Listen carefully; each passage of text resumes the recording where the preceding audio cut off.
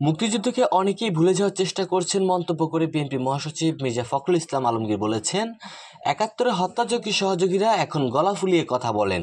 এছাড়া সে সময় মানুষকে অরক্ষিত রেখে আওয়ামী লীগ নেতারা পালিয়ে গিয়েছিলেন মন্তব্য করে ফখরুল বলেন, স্বাধীনতার ঘোষণা দিয়ে দিক নির্দেশনা দিয়েছিলেন শহীদ প্রেসিডেন্ট জিয়াউর রহমান। মির্জা ফখরুল আরও বলেন, অনেকেই মুক্তিযুদ্ধকে ভুলে যাওয়ার চেষ্টা করছেন। পাকিস্তান গণহত্যার জন্য এখন পর্যন্ত ক্ষমা প্রার্থনা করেনি। এছাড়া যারা হত্যাযজ্ঞে সহযোগিতা করেছেন তারা এখন গলা ফুলিয়ে কথা বলছেন, কিন্তু মুক্তিযুদ্ধের ইতিহাসকে কেউ বিকৃত করতে পারবে না।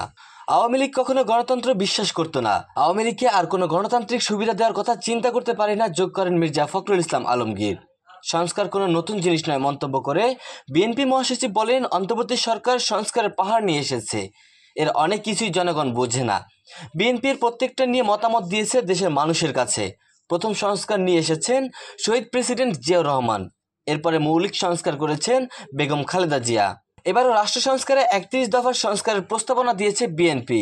এ সময় তিনি আরো বলেন, নির্বাচনের কোনো বিকল্প নেই, গণতন্ত্রে প্রবেশ করতে নির্বাচন লাগবে, নির্বাচন পিছিয়ে দিতে নতুন করে ষড়যন্ত্র হচ্ছে। সোশ্যাল মিডিয়ায় কুতুব তৈরি হয়েছে, তারা বাংলাদেশকে নৈরাজ্যের দিকে নিতে চায়। সেনাবাহিনীকে বিতর্কিত করার চেষ্টা করা হচ্ছে, আমরা দেশপ্রেমিক সেনাবাহিনীকে বিতর্কিত হতে দিতে পারি না, বললেন বিএনপির এই মহাসচিব।